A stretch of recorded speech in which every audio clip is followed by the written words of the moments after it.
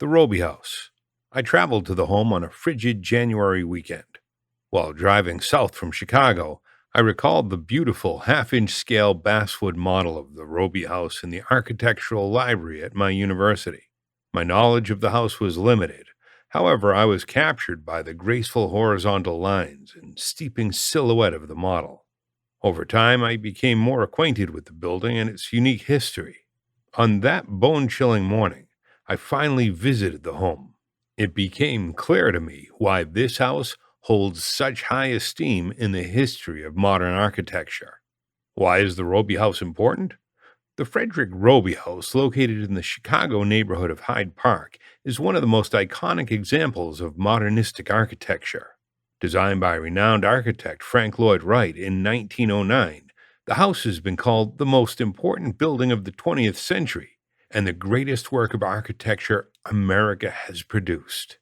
The Robie House is important because it represents a shift in American architecture and culture. It was one of the first homes that embodied an architectural style unique to America. This architectural style would become known as the Prairie style. Before the Robie House and other Wright Prairie homes, architecture in America typically mimicked a foreign architectural aesthetic such as Georgian, Victorian, Tudor, or Queen Anne. Wright and his contemporaries attempted to create a quintessentially unique American architecture. The Robie House would become one of the purest expressions of the Prairie style.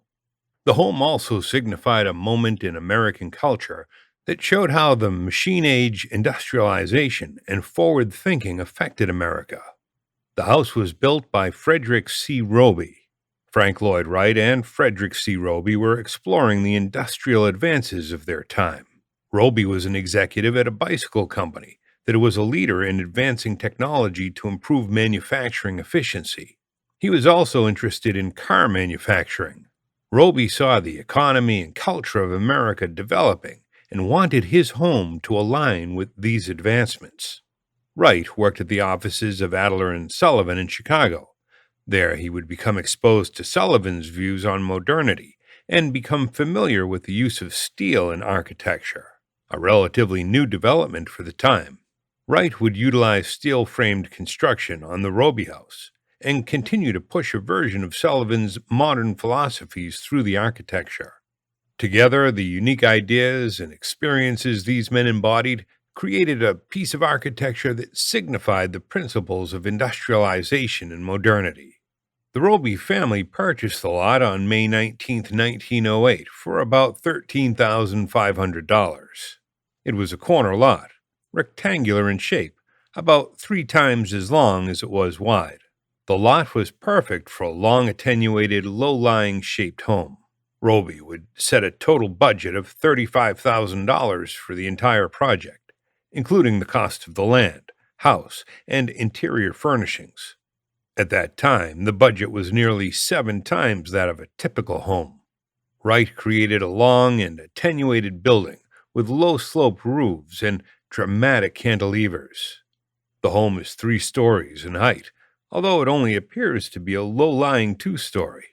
The edges of the roofs extend outward from the main structure, giving the illusion of weightlessness and horizontality.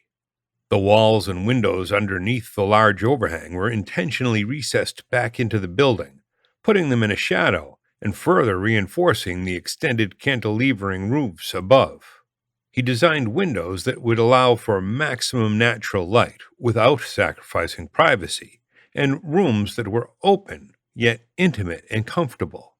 One of the key design features is a series of sight walls extending out from the home's base. These walls create outdoor terraces and balconies for the upper floors.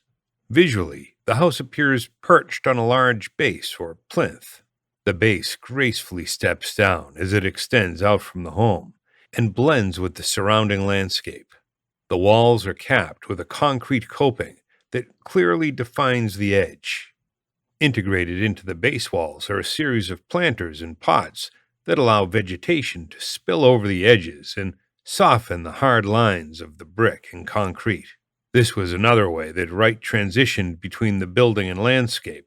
For me, the site walls are a defining characteristic and one of my favorite elements of the home. This was an architectural strategy that Wright would use throughout his career. They're beautifully shown in his early drawings, with dense creeping shrubs crawling over the walls as though the building had been there for centuries. The primary entry to the home was on Woodlawn Avenue, the short side of the site. The entry to the carport and garage is on 58th Street, catty corner from the primary entry. The location of the entry to the carport was odd to me. Typically, when designing homes, we keep a comfortable proximity between the driveway and the home's entry. This way, if guests come over, they can park in the driveway and still enter the home through the house's entry. Wright intended guests to park on the street and not enter the carport. Wright would design the enclosed carport accessible off the street that allowed vehicular access to an attached garage. The concept of an attached garage was rare at the time, given the possible combustion from cars. However, Robie requested that it be integrated into the house. Today, the garage serves as the entry lobby and bookstore for the home. On the first level of the Robie House are two large entertaining areas, one for adults, the billiards room, and one for children, the playroom, which both share a fireplace core. At the house's entry is a spacious entry vestibule with low ceilings that allows access to the two entertaining spaces and a series of stairs leading up to the second level. Outside the entertaining spaces along the street is a long rectangular courtyard with a low brick wall to keep the children off the street. The entry vestibule ceiling height is noticeably low. Wright intended to compress the guests so the space was slightly uncomfortable. The low ceilings would signify that the space was for transition and that guests should move to the next room. This technique was used in many of his homes and seemed to create a dramatic feeling as you moved from tight space, then were released to the larger entertaining areas with higher ceilings and natural light. As you go up the stairs to the second level, you arrive at a hallway. To the right and left are the family room and dining room. These two spaces are the main spaces in the house. They're organized around a central fireplace and lined with a span of glass doors that let in a huge amount of natural light. Each of these doors has stained glasswork with organic abstract patterns. When the sunlight comes into the building, it casts a beautiful design of shadows and colored light onto the interior floor of the home. On the third level are the private bedrooms. The primary bedroom has a built-in fireplace and an ensuite bathroom, a luxury that was relatively uncommon for the time. The ceilings on the upper level are vaulted to maximize ceiling height. Wright preferred something other than attic or basement spaces in his architecture, as he thought they were wasted spaces. For this reason, you'll typically see them eliminated in his projects. While touring the Robie House, it was surprising to see the small details that Wright incorporated into the design. The craftsmanship of the wood screen details on the ceiling was fantastic. On every door in the house, Wright used a custom octagonal door handle, which was a thoughtful touch. The treatment of the brickwork and mortar on the home is very subtle and extremely clever. On the vertical mortar joints, Wright used a colored mortar that matched the brick. On the horizontal mortar joints, he used a light-colored mortar. This technique created what appears to be a continuous course of brick on the horizontals. By visually removing the vertical joints between each brick, Wright was able to accentuate the horizontal lines on the home without stopping the eye as you track across the building. This was a subtle, yet impactful detail. Shortly after the home was completed, the Robies started to have marital problems and sold the property. Unfortunately, the new owner's husband passed away shortly after the purchase, and the home was sold to the university.